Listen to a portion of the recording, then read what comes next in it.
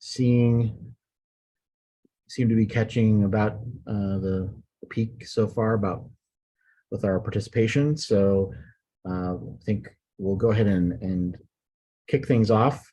I'd like to say hello, everybody. This is Matt Hobrick. I'm the chair of the AASHTO Subcommittee on Asset Management. I want to welcome you to webinar 63 in our Transportation Asset Management webinar series, sponsored by FHWA and AASHTO. The topic of today's webinar is the annual consistency reporting. We have presented webinars in this series every 2 months going back to 2012 on a variety of topics in asset management. For more information on this webinar series, please visit the tam-portal.com. That's tam-portal.com. From there, click on Events in the main menu to register for any webinar. You will also find archives of previous webinars, and links to video and slides from today's webinar will be posted on the site. This is the home of the AASHTO Subcommittee on Asset Management. For information on the subcommittee, visit tam-portal.com and click on Subcommittee on Asset Management under the Community menu. And if you have any suggestions on future webinar topics or have questions for the presenters during today's webinar, please submit your comments or questions using the webinar's chat feature. We will answer questions during the Q&A session at the end of the webinar. Now, for audio logistics, we'll invite audience members to unmute and share their views during the group discussion session at the end of the webinar.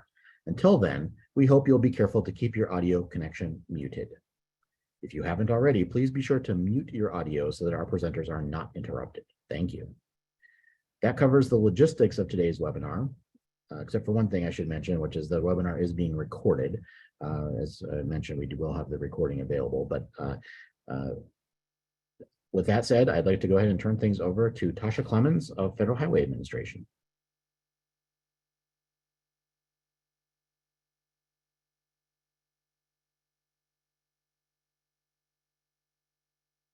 I think Tasha is joining us by video today, is that right?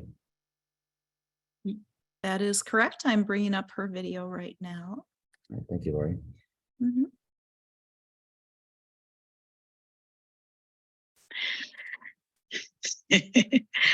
Good afternoon or good morning to everyone joining us today. I'm Tasha Clemens, and I represent the Transportation Asset Performance Team in the Office of Infrastructure of Federal Highway Administration. Federal Highways, in cooperation with the AASHTO Subcommittee on Asset Management, is very pleased to sponsor this webinar series. We feel it's a great way to bring people together around a series of important topics and to connect with the asset management community. We have a great team of speakers on the agenda today who will share their knowledge and experiences regarding the annual consistency determination reporting process. During today's webinar, we will also use Menti polling to share all the participants' experiences and views, followed by a group discussion. With this webinar, Consistency Reporting, we have reached the 63rd webinar in our series.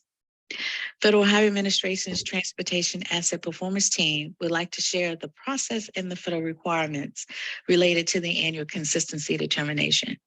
My colleague, Brandon Stroll, will provide a review of the annual consistency determination and relevant requirements. Then we'll hear from two excellent representatives of states on how their organizations are meaningfully incorporating consistency reporting and reviews into their TAM programs. Today's webinar, we will also seek your input on your experiences related to consistency reporting as well. FHWA's Transportation Asset Performance Team is committed to increasing knowledge and capabilities at transportation agencies across the U.S. So I encourage you to visit us online for more information and to gain access to available resources. The address is shown on the screen. And finally, I just want to say thank you for your participation. You will enjoy today's presentation. Now I would like to turn it over to Hyana Park of Spy Pond Partners to give an overview of today's webinar, to review today's agenda, and to introduce our speakers. Thank you. All right, thank you, Tasha. So while Lori's pulling up the presentation, there it goes. So now, as Matt Hobrick mentioned previously, the purpose of the webinar series is to share lessons learned, ideas, and knowledge within the asset management community.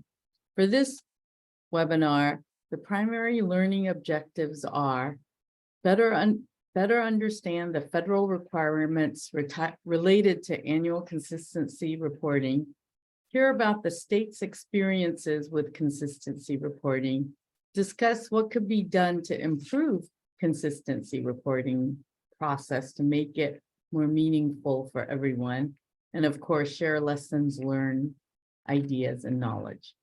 For the agenda today, we started off by hearing from Matt Hobrick and Tasha Clemens. I will introduce our speakers before each presentation, but in brief, we have Brandon Stoll from FHWA, who will provide an overview of the federal TAM consistency determination requirements. We then will have Shaker Rahman from the Minnesota DOT, who will share their experiences with consistency reporting, followed by Matt Hobrick from Iowa DOT, who is also the AASHTO TAM subcommittee chair, who will share both Iowa's experience and also share some thoughts from an AASHTO-wide perspective. We'll follow that with Q&A, so if you have any questions, please put it into the chat function and we'll kind of go in that order, or you can just raise your hand when we get to that part and you can unmute yourself and ask the question. Then what we're going to do with this webinar is to have some Menti polling after that to get a sense of what your practices are and also what your ideas are about this topic and ways to improve. And then we'll end with an open group discussion. Just another reminder, submit your comments or questions using the Zoom chat feature anytime during the webinar. We'll make sure to cover it at the end of the presentations.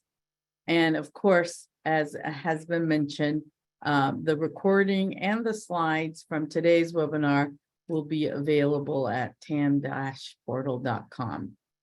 One final note for presenters, I'll help move things along and remind you if there's limited time. I think for today's webinar, we have plenty of time at the end for the polls and discussions, so may not be necessary. Our first presentation today, maybe move on to the next slide, is from Brandon Stoll from the Federal Highway Office of Asset Management.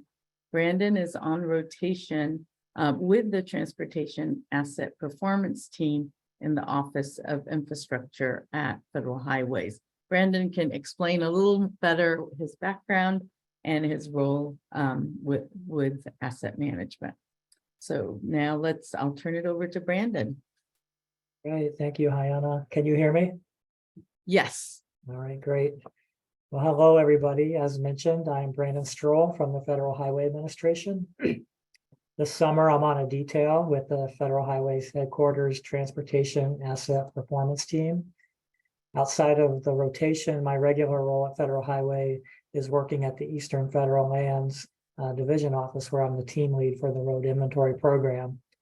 It's a program that manages the data collection and reporting of road condition data for 3 federal land management agencies, the National Park Service, Fish and Wildlife Service, and the Bureau of Reclamation.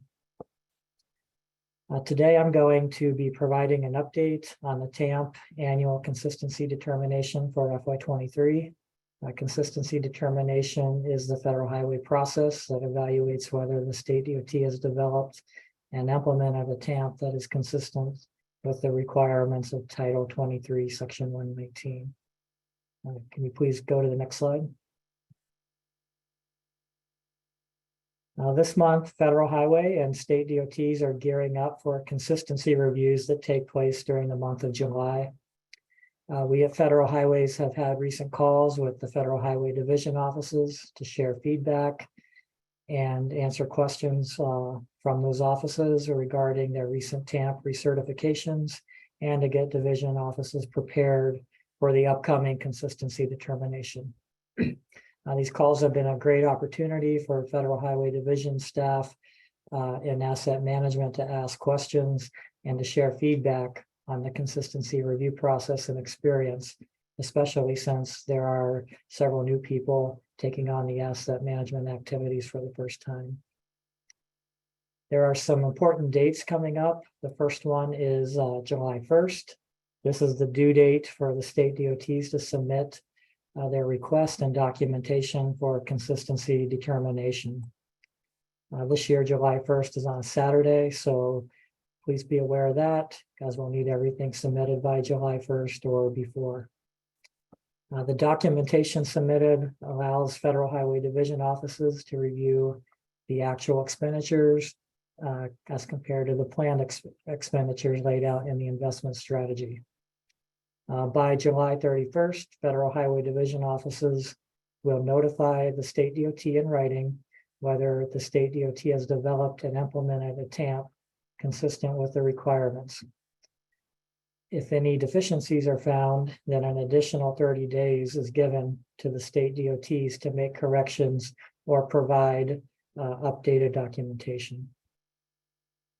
Penalties for a determination that a TAMP is inconsistent with requirements are outlined in the regulation sections shown here on the slide.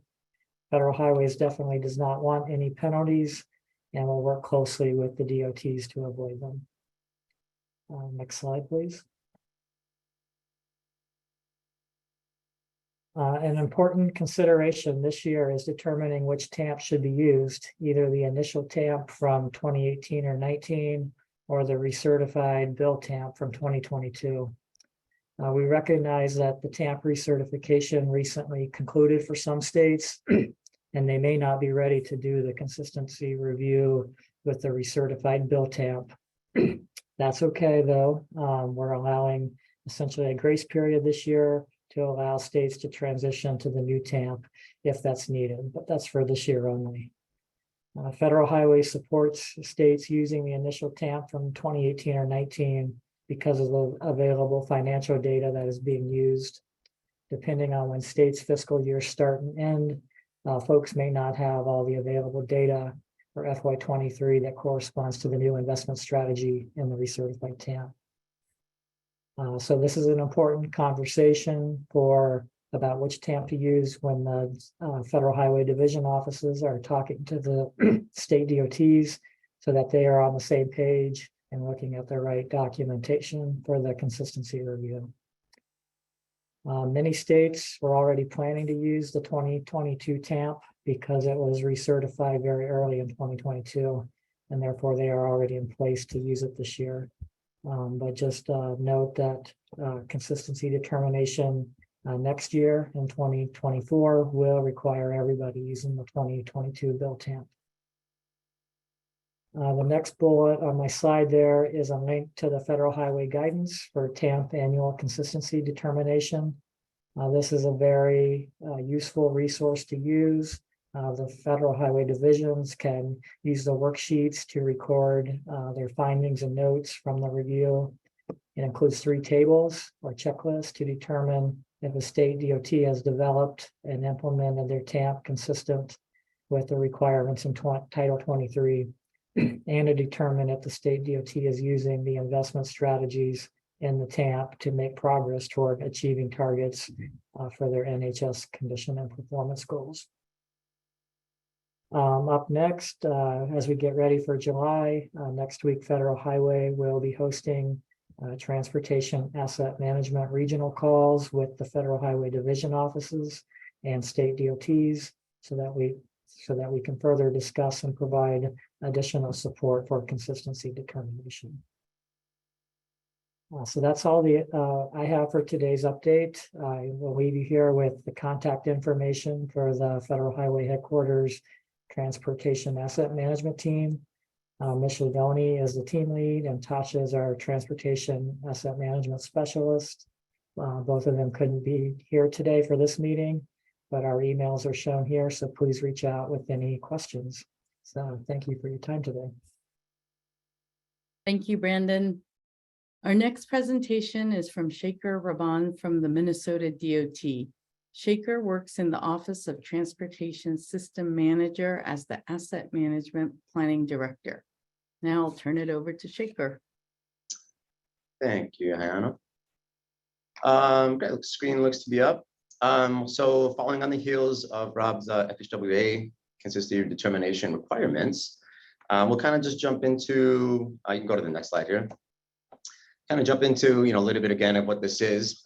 So the annual consistency determination, is intended to demonstrate that we are implementing the strategies and the investment breakdown that we've identified in the TAM, which was certified for us in June of 2022. So over the past 12 months, we look at the actual level of investment, or we looked at the actual level of investment and determined that we are reasonably close to the planned level of investment that we identified in the TAM. As Rob said, the investments are tracked by work type. So we're looking at, initial construction of any new bridges or pavement miles added, maintenance, preservation activities, rehab and reconstruction activities. Those are the requirements. We do go a little bit above here at MnDOT to track the miles of pavement that we are working on an annual basis within that state fiscal year, and are also tracking the square footage of the deck area of the bridges by each work type. So as outlined in the FHWA consistent determination requirements, reasonably close means deviation from the planned funding level is unlikely to really substantially change the impact of the outcomes of our desired outcomes identified in the TAM. Next slide. So beginning with, looking at what work types FHWA has and trying to make a translation to what MnDOT considers different work types and work types classifications. We began with the 4 broad categories for pavement work types and filled in kind of the translation of the type of activities, maintenance, preventative, reconstruction and rehab activities that we do and categorized them by FHWA work types, so we can kind of have a consistent match from year to year to know exactly what kind of work we're doing and making sure we're aligned with FHWA's definitions. Next slide for bridge. We did similar translations for bridge work types, so it's a lot more straightforward. There isn't as many things that we do on bridges on the decks anyways, as there is on pavement. So a more straightforward breakdown of what we consider to be preservation, rehab, and reconstruction activities. Next slide. What you're looking at here, and that should say pavement and bridge investment by work type and lane miles. This is the analysis that we completed, that we submitted with the TAM.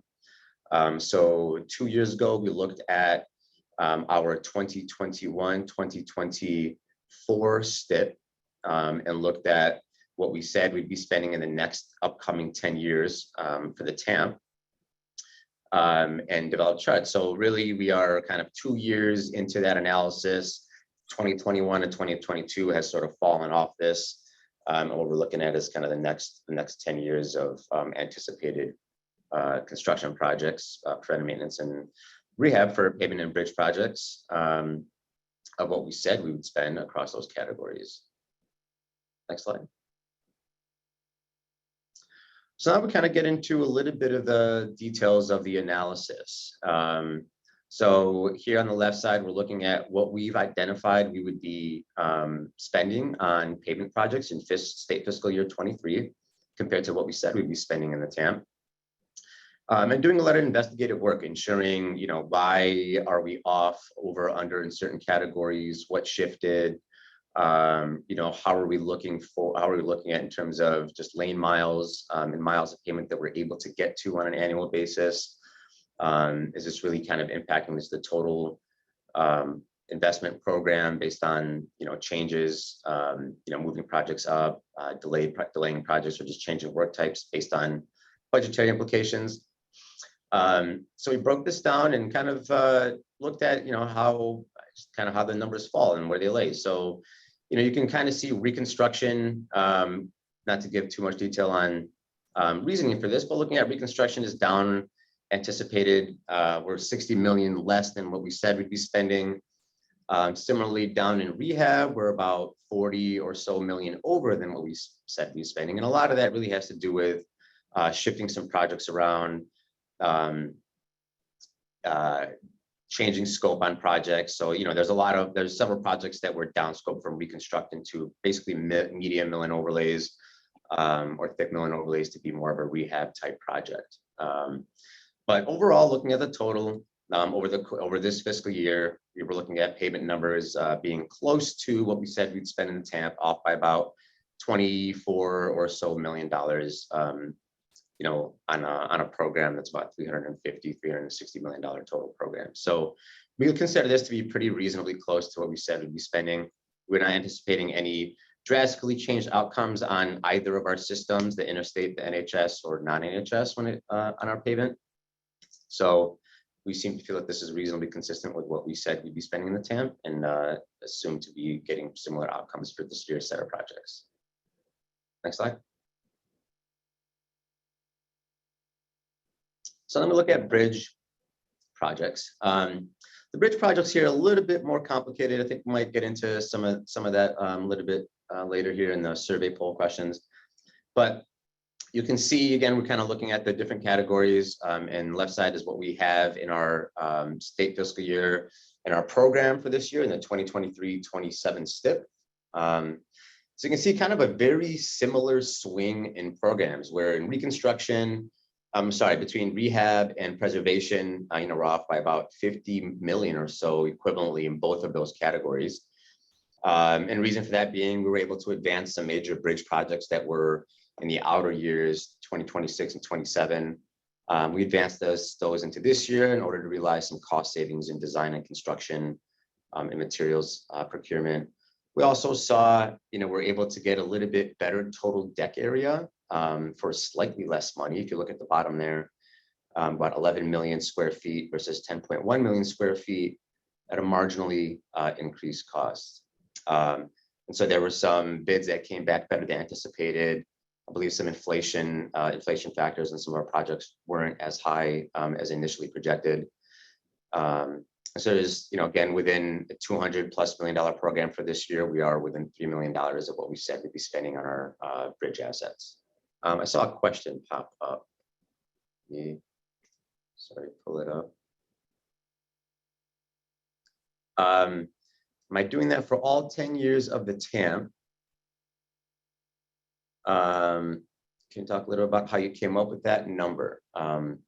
We're doing, sorry, are you referring to the graph?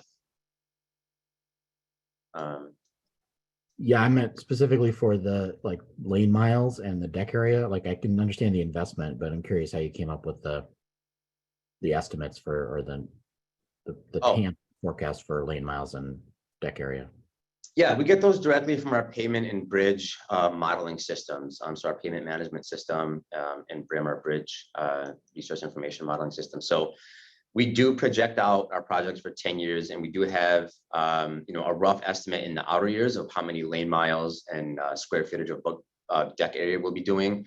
The exact breakdown by work type is a little less certain. We have identified kind of preliminary scopes in the outer years of the chip, but the actual details in the specific scope doesn't really get finalized until it enters the STIP, and that's when we really know exactly how many lane miles and square footage we'd be getting in that first fiscal year as the project is getting let.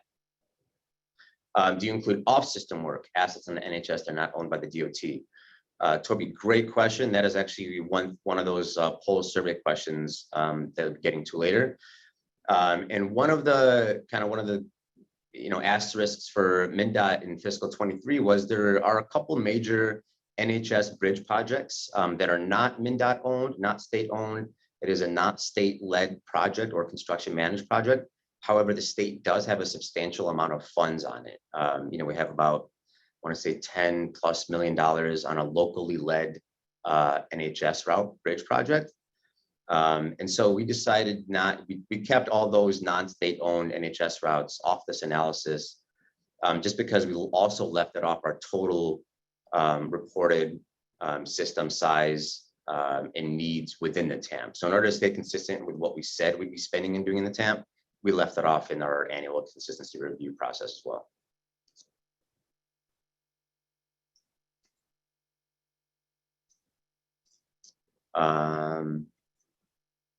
So yeah, that was the kind of the asterisk on this bridge is we did have some major, a major percentage of our state bridge funding going towards a locally led and selected project. Next slide. Some other things we include in our consistency review are work plan items or risk mitigation strategies that we have completed since the approval of the last TAM. Normally, we would kind of report on what risk mitigation strategies we've completed between completing turning the TAM and now. Being that we're only a year or so out from that certification process, a lot of the work that has been done by our asset management focus groups and work groups is really around expanding what inventory or expanding what data we're collecting inventory wise on additional assets beyond what we've done in the first couple rounds of the TAM.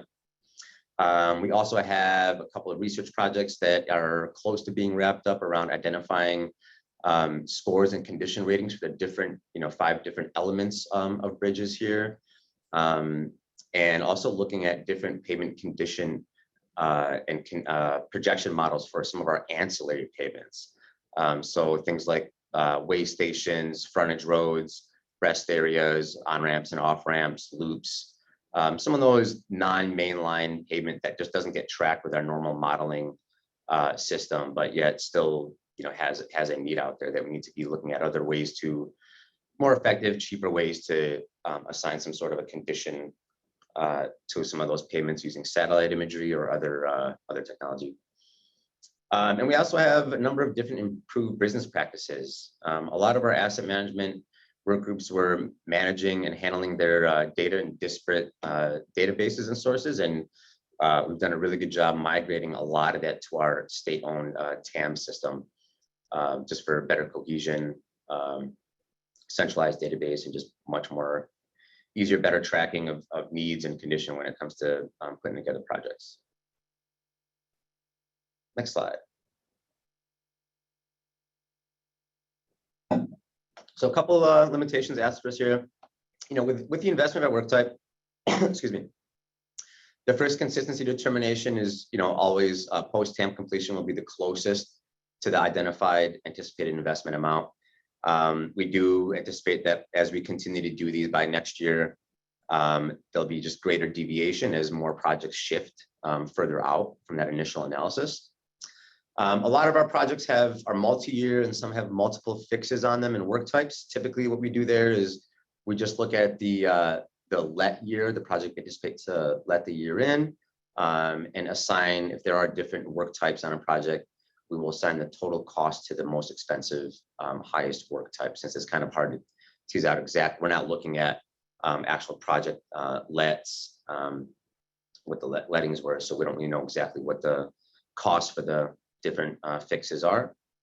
We have some projects that include both payment and bridge. In those instances, we do have information on what percentage of that project from an investment standpoint comes from our payment investment category funds and how much comes from our bridge. And then we just break down the project percentage by those percentages for this analysis.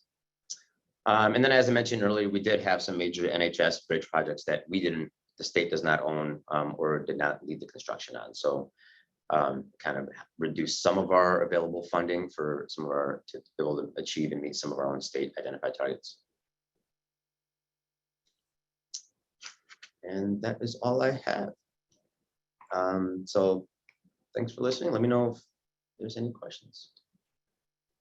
All right, thank you, Shaker. And yes, if you have any questions for Shaker, you can just add it to the chat and we'll go through them after Matt speaks.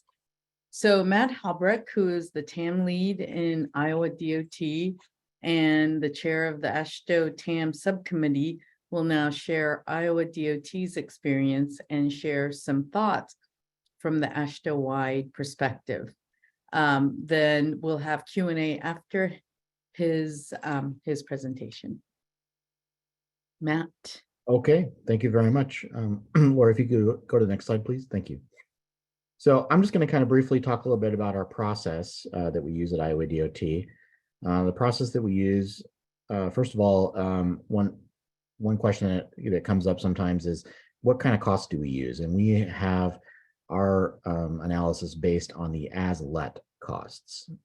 So I don't know how everyone else is doing. I think that's one of the questions that maybe we would like to get a little insight into as we're having this conversation here today and in the future. But we're using those as-let costs. One of the issues that we run into is our state fiscal year, like a lot of other states, ends on June 30th. And so every year it's a bit of a challenge for us to try to get everything wrapped up and concluded, including that June letting, which actually was just yesterday for us. Luckily, June is usually kind of a small letting, but still trying to include those June figures in a report that's due at the end of June and get it all through our administration signed off and everything is often a bit of a race to get that done. So that has been a challenge for us over time. I will say also that our process is based on project level work types, or work type codes, we call them. We've developed an internal crosswalk very similar to what Shaker was showing from MnDOT that kind of compares our work codes from our program project management system with those 5 federal highway required work types that we're all familiar with. Similar to what he mentioned, this can become difficult for complex projects that have a lot going on. It can also be challenging for us specifically to identify NHS projects. The NHS, non-NHS status for our system is not something that we track at the project level. We don't really have separated funding for the NHS.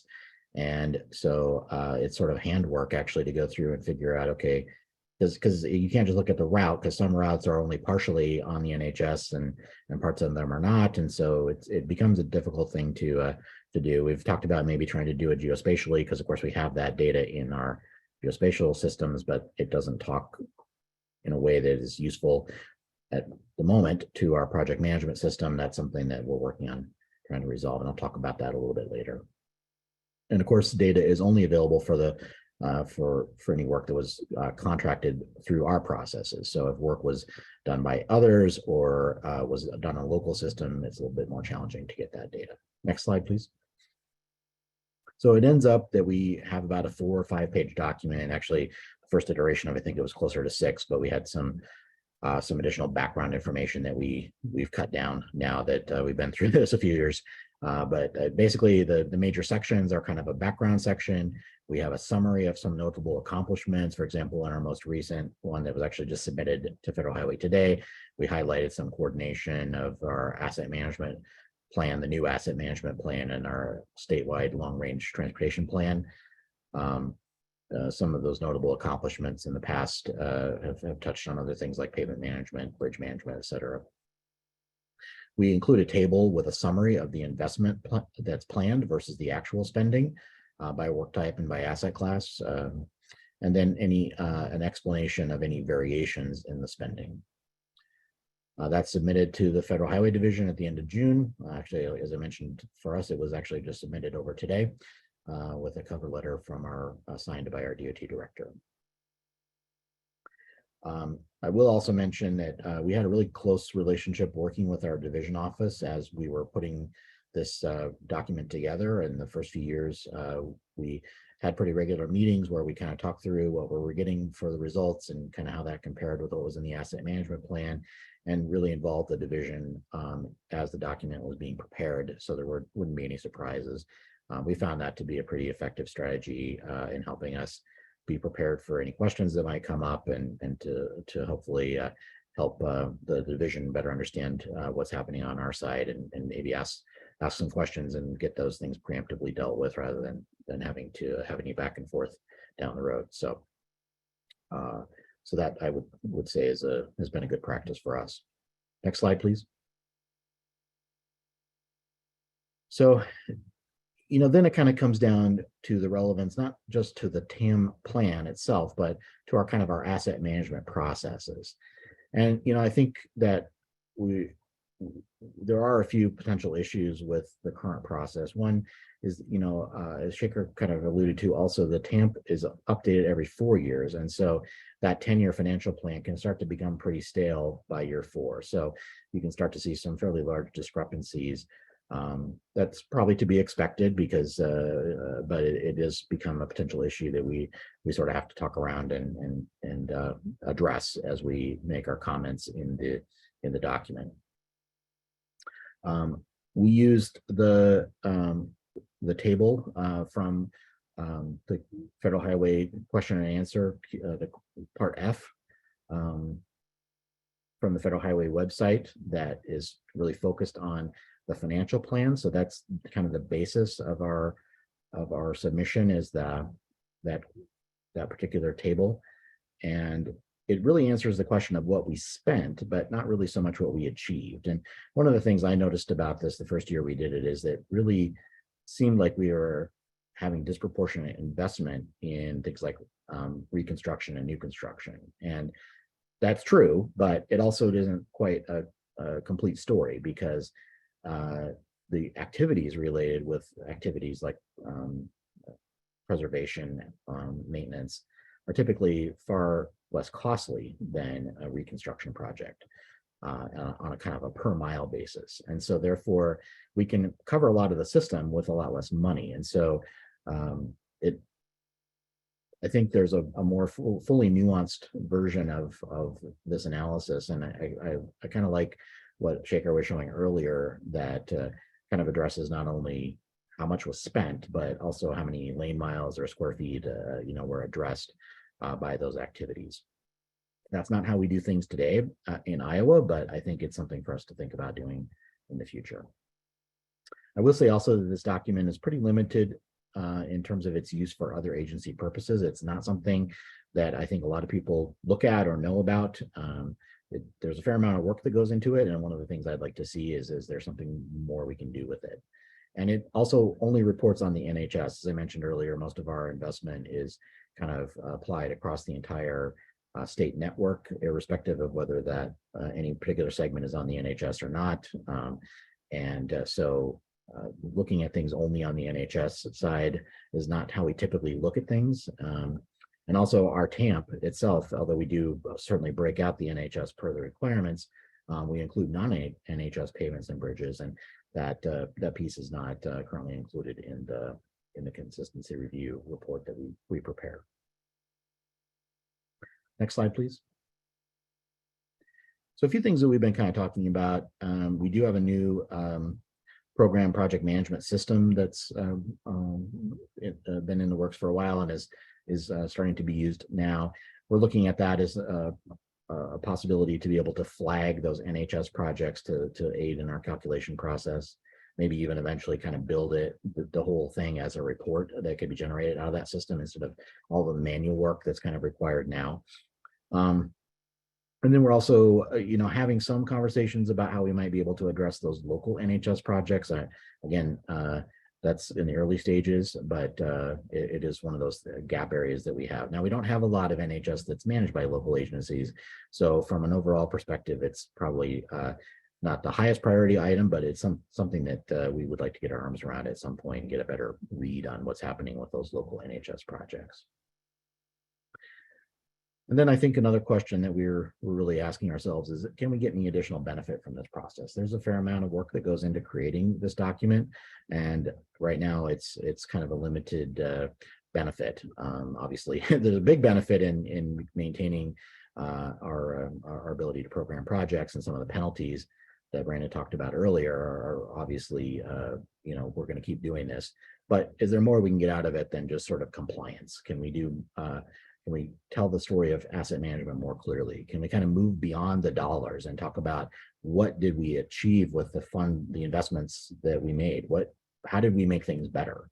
We've talked about even trying to make some kind of a stewardship annual report, perhaps, something like that. So these are some ideas that we've been exploring, and I'd be very curious to kind of get some feedback from everyone else assembled here today about how you see the value of this exercise. What kinds of things you think your agency is either doing or could be doing with the information, and how we could kind of help make this a more useful exercise for us to all do on an annual basis.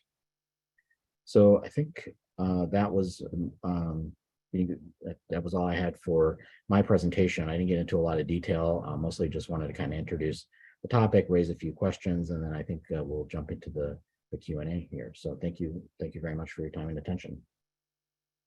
Thanks, Matt. Thank you to all the presenters. Right now, let's pause and see if there are any additional questions for our presenters. And you can either raise your hand or just unmute yourself and ask the question of any of our presenters. I don't think there are any. I think Shaker answered the 2 questions that were asked on the chat already. So unless there is not another question, we can move on. The polls will get to some of the discussion around this topic broadly. And so I'm sure some of that will get covered. All right, why don't we then just move on to the polls? So we're so we want you to go to menti.com. I think I put the Oh. code in the chat, and it's also on it'll be on the slide that I'm going to show right now. okay, so the Menti, I think it's menti.com. I think it auto-corrected, Lori, so it says mention.com. Oh, did it? Okay. Sorry about that, kids. Okay. Okay, Jocelyn Jones has a question here. How are you coordinating with other asset owners, though not in the current version of the consistency determination? Jocelyn, are you asking Matt or both Matt and Shaker? Both of them, thank you. Okay, yeah. Matt and Shaker, do you want to respond to that question? Well, I can talk a little bit about what we're doing in Iowa. So programming is complex. I know a little bit about it, but only enough to be dangerous. We have some projects that local agencies do let through our letting system. And I think in that case, we would have details on those projects if they were an NHS route. Otherwise, that coordination is kind of, it's not as intentional as it probably should be. It's probably more the result of us, finding out about something that we say, oh yeah, we need to make sure we include that. Really, we don't have very much local NHS in Iowa, and so it's kind of a rounded down to zero kind of situation in most cases, I would say.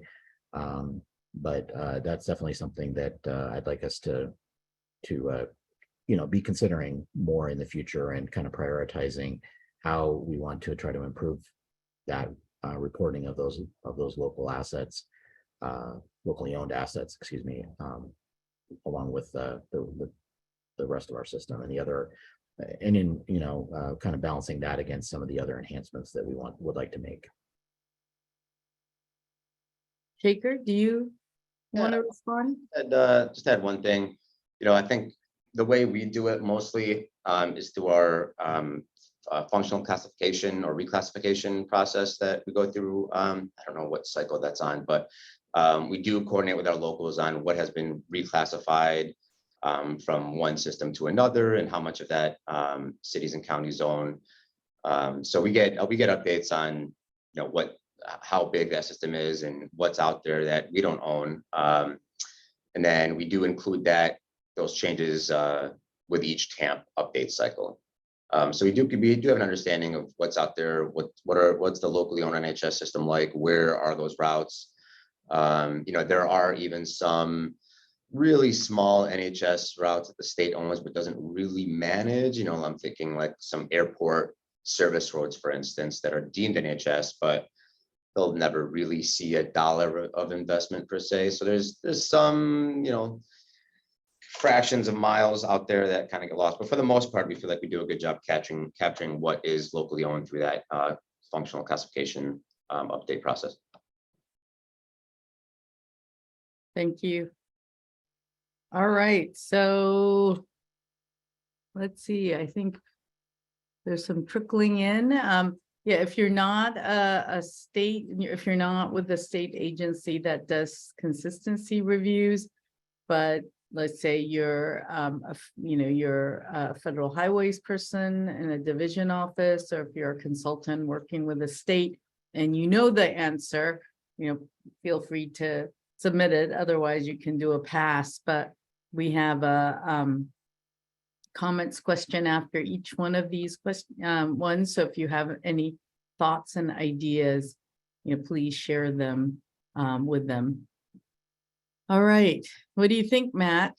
Is this what you would have expected across the board? More or less. I'm, this, as far as I know, we've never made a concerted effort at the AASHTO level to try to kind of accumulate all of the consistency review documents that are submitted. I don't believe that it's a document that Federal Highway makes available anyplace, and I'm not necessarily advocating that they do. But I'm just saying that I don't think that we have like a repository of them like we do with the asset management plans, where, on the AASHTO TAM portal, everyone can go get all of the TAM plans. But I don't believe that we've really collected these consistency review documents in any kind of coordinated fashion anyway. And I think it would be interesting to kind of get a sense of the breadth of what we have available. And that's a little bit of what I think we wanted to do with this question, is get a sense of kind of how are states approaching this. I think it's not surprising that it looks like the most common approach is to kind of take the relatively minimal touch to it. As I talked about in my comments, I think one of the things that states are wrestling with is kind of what's the value beyond the compliance review. I'm hoping that we can evolve in that direction. But at this point, I think a lot of states, I'm guessing anyway, are probably taking a more minimalistic view of it, just because of that. The value of going any beyond that is not necessarily clear.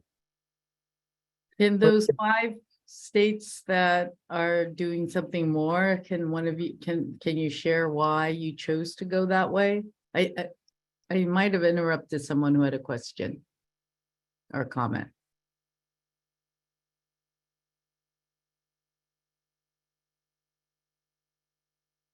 No. Yeah, if you're one of those folks that talked about doing a little bit more than the minimum,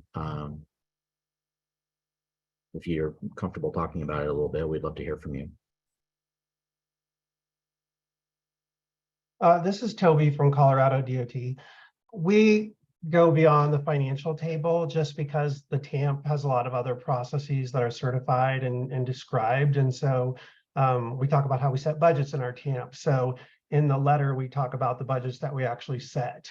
And we talk about improvements to our model and things that might affect the table. And, just anything in terms of inventorying or other processes that are certified by the TAMP, we like to give an update on how we're implementing the full program. Thanks, Toby. Yeah. And how did you, are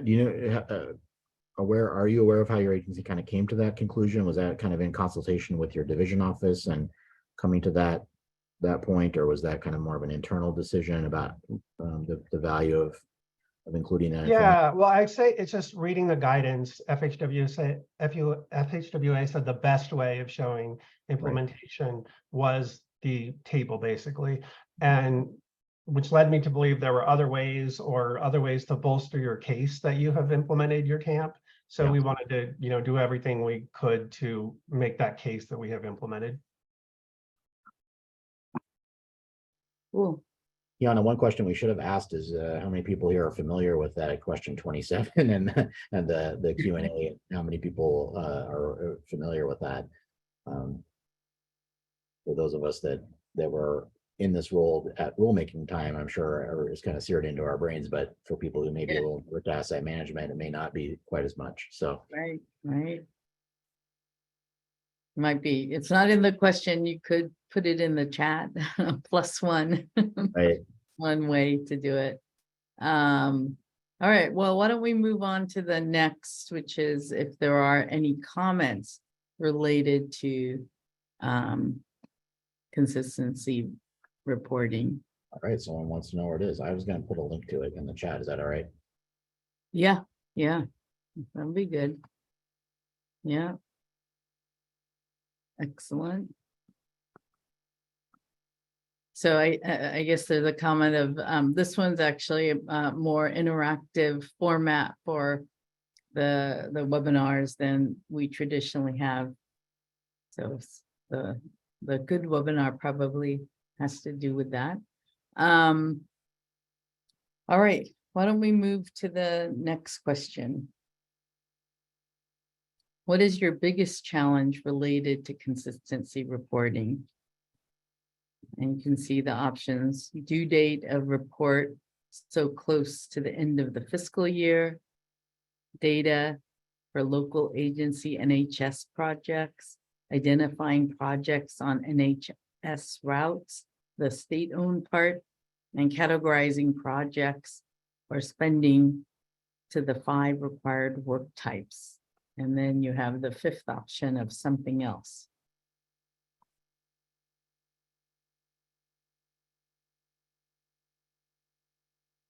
We'll just wait as people digest the options, and I think Matt designed these questions, and so I think The the blame. fact that people aren't putting something else too much, I think, means you hit the nail on the head. Though we got one something else, so that'll be interesting to see. Yeah. We'll be curious to see what that is. One issue I guess I didn't really raise here, and I did kind of allude to this in my presentation, is, we're using those as let costs. And, I remember talking to at least one other agency where they had somehow ended up in a position with their division of having to use actual project costs. So Federal Highway Administration, this is Jason. yeah. Oh, sorry. I think somebody wasn't on mute. But the issue came up that trying to use the actual project cost meant that they sort of had a moving target, because they were always having to wait until the project was underway and they were actually paying contractors before they could fill in the dollar amounts, and it was always a lot of work to kind of keep that current. So I think that's another potential challenge that could be out there, is sort of what kind of costs are we using as we're creating this report. Yeah. I'll just add to that, like, in terms of what's our biggest challenge, there is kind of like this weird in between where the data that we used for this year's annual determination was from our last STIP. So we're using our programmed amount, not necessarily the let amount. The programmed amount in that first year will typically should reflect, 90% turn-in plans. So there's going to be some movement in the budget in between, what the STIP that we're working off of and the current STIP that we're currently developing, which will be approved within a couple months from now and give us much more detailed information. But yeah, to Matt's point, we don't look at the bid let amounts or actual construction amounts. Just because it's just too difficult. So we just kind of take what we know is an actual planned turn-in budget amount, which is what we have with our most recent approved and adopted STIP. Very interesting. Yeah. Yeah, there's definitely multiple ways to kind of approach this, and I think the guidance, at least as far as I know, is gives some flexibility on the point of how to consider those costs. And so I think in many cases has been kind of a negotiation between the DOT and the division to kind of get that figured out. So I guess it's not surprising that categorizing the projects or spending up to the 5 required work types is coming out as a clear biggest challenge, given that is fairly data intensive. Although I would say once you've got it solved from a kind of a back of your systems perspective, it probably is a lot easier if you can do it in that automated way. yeah, I'll be curious in the comments what people have to say about this, because I think one issue that we kind of, both of Shaker and I kind of touched on in our presentations, is those complex projects where maybe you have both pavement and bridge, or maybe you have you're doing a new bridge but it's wider. So in that case, if you're moving from a 2-lane bridge to a 4-lane, or excuse me, a 3-lane bridge on an expressway or freeway, we would consider that to be sort of 2/3 replacement and 1/3 new construction. But how are we going to kind of account for that in our, in an automated fashion, to know that that's how we should be handling that and kind of automating? That's very manual to try to deal with those kinds of expansion projects or capacity enhancement projects that are mixed with stewardship of existing assets. So Hey, I'll be can the two people who put something else share what the other challenges are that that you found?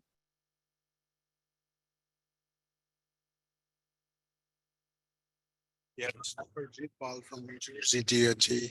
One of the biggest challenges that we face is trying to get the future projections from agencies. So New Jersey is set up in a way that more than 50% of the assets owned by tall agencies. And that's why we kind of depend on where they're going with their future plans, what they're going to do next 4 years. So I think that's the biggest challenge on our side. Yeah.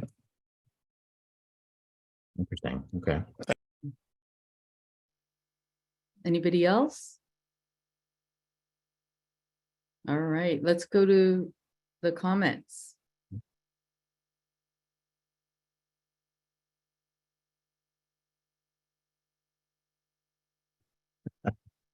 All right. I think you're saying that the crosswalk is maybe not the most reliable. Okay. I'm imagining a snowstorm and a Taco Bell. Yeah. Yeah. I see a question or comment in the chat here. Mark is saying system set up for how we've been doing business for the past 10 years using state TPMs, different federal highway mandated work types. Yeah, that I'm not sure exactly what you're using the acronym TPM for there, but I think and someone else here is commenting about the FEMA codes, and I think that was something that kind of came up at one point about maybe we could be trying to use those, but then again we get to, like I've mentioned earlier, some of those more complex projects where I'm not sure how all the work types will match up. I think that's potentially a fruitful area for us to explore kind of as a community, and through AASHTO is some opportunities to think about, is there a more standardized approach, or could there be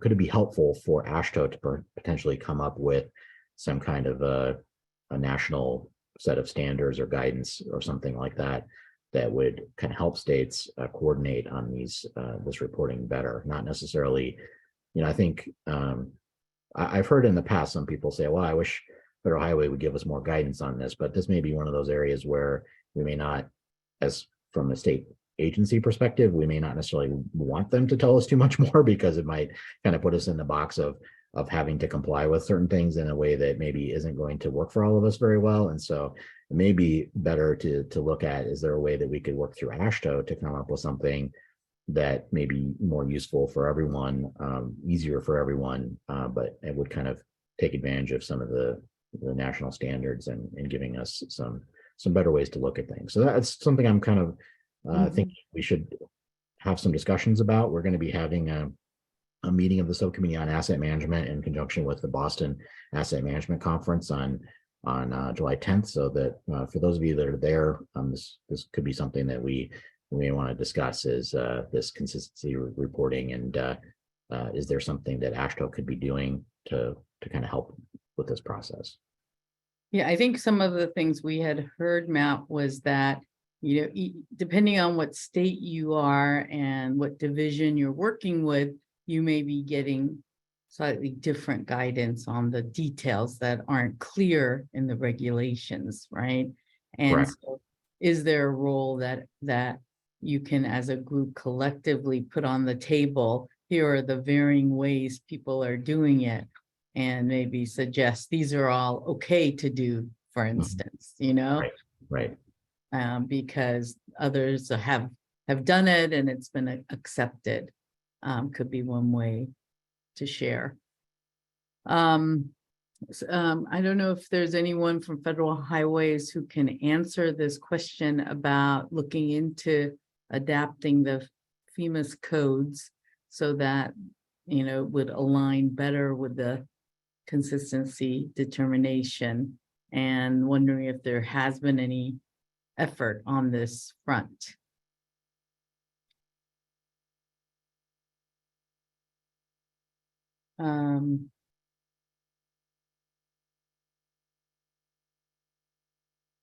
Jocelyn's saying she's not sure. Yeah, okay, but maybe it's just something that you know, someone can look into, and at the subcommittee meeting, Matt, you can address it when you talk about this topic. Yeah, I mean, based on kind of what Shaker was showing earlier too, I think that, you know, Mark is bringing this up too about the consistent application of the codes. And I think, you know, Shaker was showing some of the different treatment descriptions that were, you know, that MnDOT is choosing to include in preservation. And there may be some states that wouldn't necessarily call all of those things preservation treatments, you know, like a thin mill and overlay. And, you know, I think, I guess I can't say for certain, but I think it's likely that we might call that a rehabilitation type treatment rather than a preservation treatment. So I think, you know, there's going to be some variation in how different states are thinking about some of the different treatment options even. And some states might even consider something like that to be more of a maintenance type of thing, or a, you know, so I think different states are going to have a different perspective on what each of those different treatments are called. Then we start getting into some of the work types and the funding codes and so forth. And, you know, it could be challenging to try to resolve that, but it might be a healthy conversation for us to have. I mean, maybe the result is there are multiple ways. Correct. Being consistent within a way is maybe the more important issue. Dennis, you have your hand up.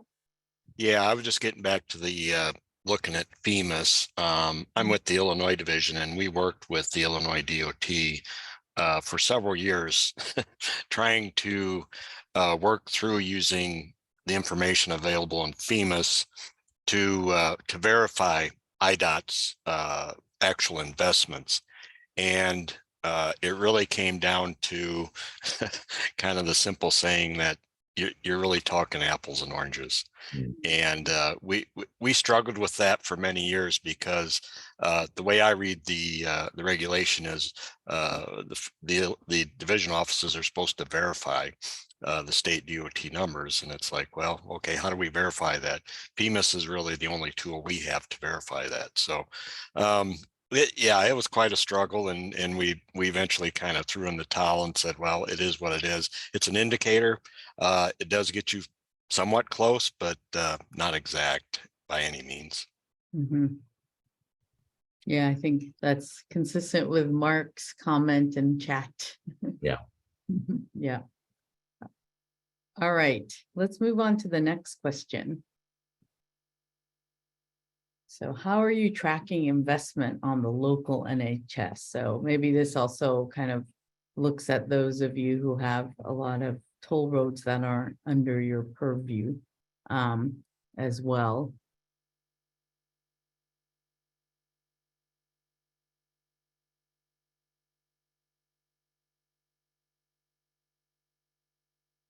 So I think the first option is, you know, that your local planning authorities are reporting their spending to the DOT for reporting purposes. So I think that acronym is probably different from state to state. And then estimate based on mileage or other proportional split or something else. And looks like something else is the clear side on this. Yeah.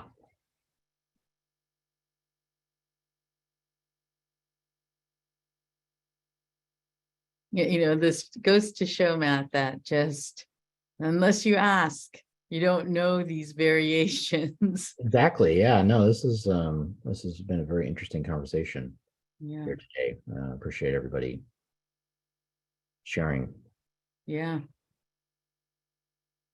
And I bet even on that question of how do people deal with this end of the fiscal year issue of having the numbers be able to calculate, you would probably get a whole bunch of different approaches to how that's done. I wouldn't be surprised. Yeah. Right, we could take all of the challenges and probably with it and say, okay, how do you address each of these challenges? And you would have a pretty meaningful array of options. Yeah, I think, one thing I'll mention kind of as we're kind of waiting on some of the comments and this one to finalize out is, this topic has come up a few times, and we are going to be having a session on asset management reporting at the TAM conference in Boston. So for those of you that are going to be in Boston in a few weeks here, we will have a session kind of talking about topics related to this. We're going to go a little bit beyond just the consistency review reporting and talk about other types of reporting that we do related to stewardship, investment, asset management. But this certainly would be an aspect of that. And so if you're going to plan to be in Boston, I encourage you to come to that session. We can maybe have some more discussion about it there, as well as at the subcommittee meeting that we're planning during lunch on Monday. So I think a couple of opportunities coming up for us to potentially talk about this a little bit more for those that may be interested. I think there may be some value in actually working on this a little bit more and seeing if there's ways that we can help states with some of the issues that are coming up around the consistency review process. So why don't, all the majority of you are doing something else. So why don't you put what you're doing in the comments, which is the next poll.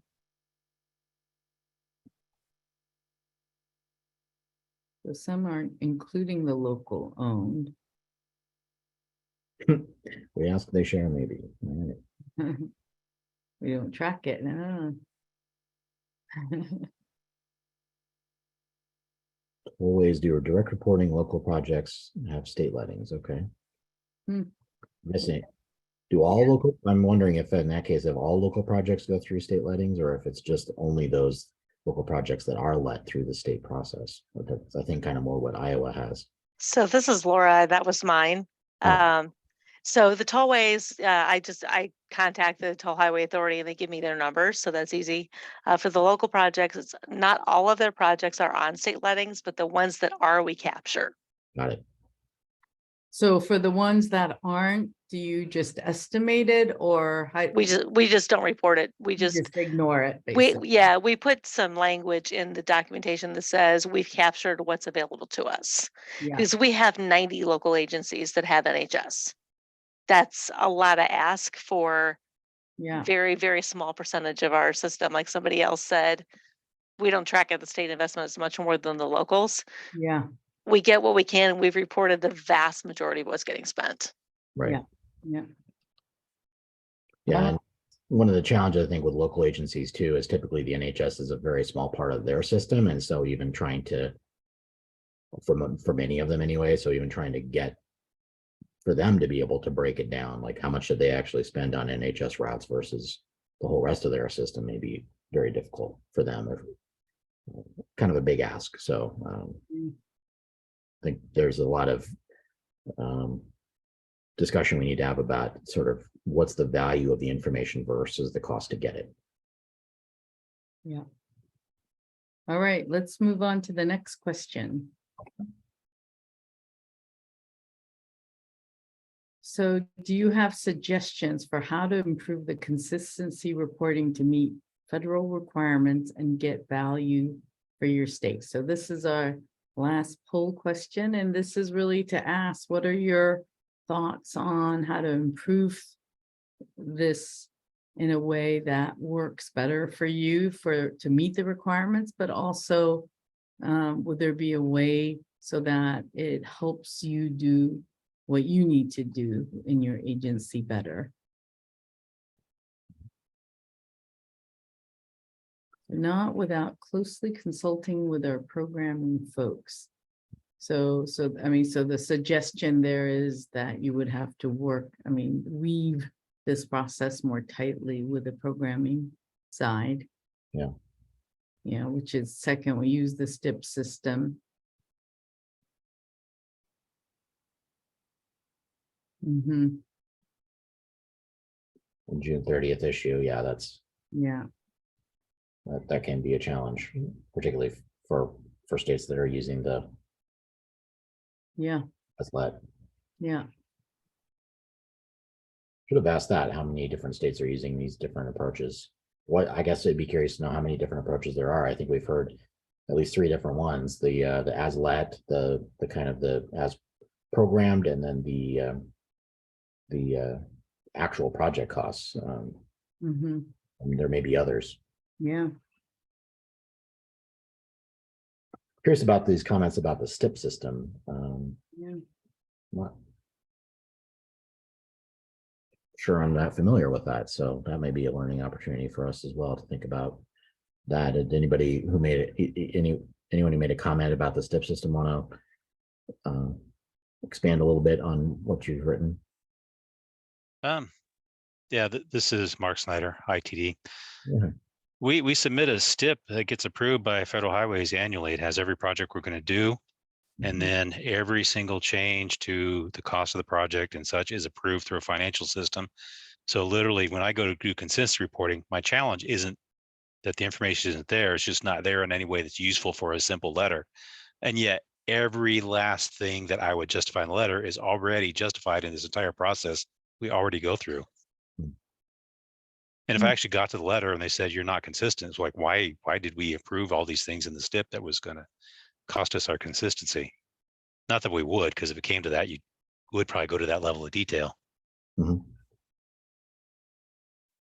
Are there others who have the same view or actually have thought about that, but have a different view on this?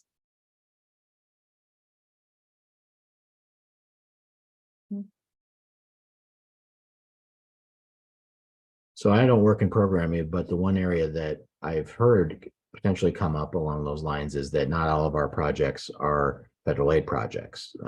So I think we still list those projects in our STIP, though. They just are listed as non-participating.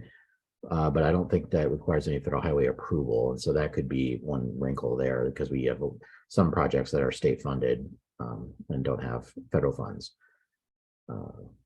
Or at least we have sometimes had those. So, but I can see that otherwise, sort of as he's saying that, you know, we've got a process in place to approve those projects. So if they're inconsistent, why would they have been approved?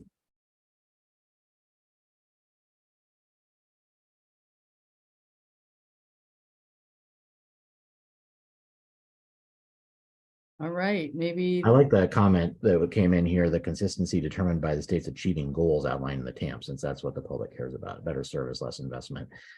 That really resonates with me, kind of the comments that I made about the value of this being more than just the dollars adding up, but sort of what did we achieve with those dollars? I mean, we can spend a lot of money and not accomplish very much if we really want to. In fact, that's probably way easier to do than it should be. It'd be really nice to be able to be more targeted in our reporting, to focus more on what did we get done? How did things get better? You know, if we can shine a brighter light on that rather than on the dollars, I think that's a potential benefit. And I think it's a piece that isn't really clearly articulated in a lot of places today. I mean, you look at in the STIP or in the program, you're going to see the projects and how much they cost, but you're not really seeing what is going to get better or how it's going to move the needle on our outcomes that we're trying to achieve relative to those goals. So I do like that comment. Yeah. Well, but I think the challenge is, you know, in the entire system of reporting for federal reporting, you have the STIP, which is what Mark is saying. Yep. And while you may present it in a more narrative form in the TAMP consistency determination, you know, in the ideal world, it would be tied to your STIP, which is really tracking each of the projects. And I think Jihan is agreeing with that, you know, in the ideal world that it should be integrated Mhm. with the TAM. Yeah. So I think that's something to focus on. So maybe while we have a few minutes, Matt, you should talk about maybe how you can use the subcommittee meeting next month as a way to, you know, get some of this. What are people's thoughts on how best to move forward with the discussions we've had today?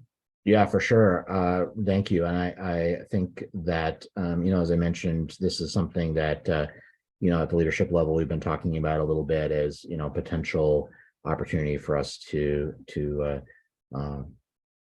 you know, use our combined resources through ASHO to kind of help with the process and to identify some ways that, you know, we can make things work better or easier for folks. That's not to say that that's necessarily what we are going to do, but it is something that we've been talking about a lot. And, you know, I'm hoping that we'll get some feedback at that subcommittee meeting that I talked about on July 10th. It's going to be a relatively brief meeting, so we won't have a lot of time to go into great detail on this. But what I'm hoping is that we can get some feedback, get the opportunity to talk about this as an opportunity area for the subcommittee to potentially focus on as an action item in the coming year, as a work item in the coming year, kind of frame that out and then determine if we want to move forward with it as we have kind of our regular monthly conversations through the virtual meeting that we have jointly with the TRB Asset Management Committee. So that would be kind of my thought on it. Again, something to chew on a little bit. We can discuss it some more in person for those that are able to participate in the subcommittee meeting in Boston. And again, you know, everyone who is not able to be there, we certainly have many ways for you to engage with us. If you have any comments, thoughts, suggestions, please don't hesitate to reach out to me. I'll make sure I put my contact information in the chat here, so you can reach out to me about that. And then we can, you know, take your comments and determine if this is something that the subcommittee should be focused on in the next year. So, hope that sounds good. If you have any comments now, please feel free to Yeah. chime in. If anyone wants to share thoughts on what they heard today, and are there actions that should be taken as a follow-up? This is Toby from Colorado DOT. I would say that I actually do see a lot of value in this exercise, and perhaps it's just unique to the way CDOT is set up. But we have, you know, programs that fund just asset management, and they're funded almost exclusively through federal dollars. And then we have programs that fund projects through Senate bills at the state level. And often those programs don't talk to each other. And so we really have difficulty seeing a comprehensive view of what is invested in pavement and what is invested in bridge. And if we can figure out a way to do this really accurately, I think it will be of great benefit in setting budgets for programs. So you're not setting them in isolation, but you're setting them as part of a comprehensive look at what you're investing in pavement and bridge. And I think it's also valuable in that you can then correlate total investment, not just investment in like a silo, but total investment in asset performance, and kind of correlate investment with performance. And then finally, I think it gives you a much better look at, are you really doing asset management? So you're doing preservation, you're doing rehab, you're doing reconstruction, but you might not have a good lens into, are we really doing enough preservation? And by categorizing the work types like this, I think it's really valuable in kind of checking yourself and, oh, are we spending too much on reconstruction? So in that way, I see that, at least at CDOT, being of great value to us. Thank you for that comment, Toby. I guess the question I would have follow-up for that is that are there other folks in CDOT that are currently looking at this report as it's being prepared? Is it kind of being utilized internally? So we have people in various programs who are helping us produce it, Mhm. who are looking at it and thereby get feedback from it. It's not widely used for sure. And I think if we can solicit more data to kind of get a bit more x-rays on projects and see just what part of this is pavement and which part of this is a bridge and get that comprehensive view, I think it would be much more utilized if we all know, what we're all doing. Right. I agree with you. Yeah, that sounds like you guys have a great start on that and love to learn more about what you're doing. Yeah. All right. I think this has been a great discussion, and just in closing, the next webinar will be held on August 16th at 2 p.m. Eastern Time. The topic is the results and highlights from the TRB TAM conference. And so basically we'll pick a handful of this, I know this is going to be a challenge, of how we feature the highlights, but we're going to do our best to do that. And it'll give some of you who aren't going to be able to attend the conference, and definitely many of us at the conference aren't going to be able to attend all the sessions because there are multiple sessions happening at the same time.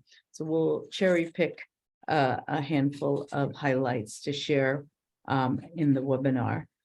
So thank you to our presenters, Brandon, Shaker, Matt.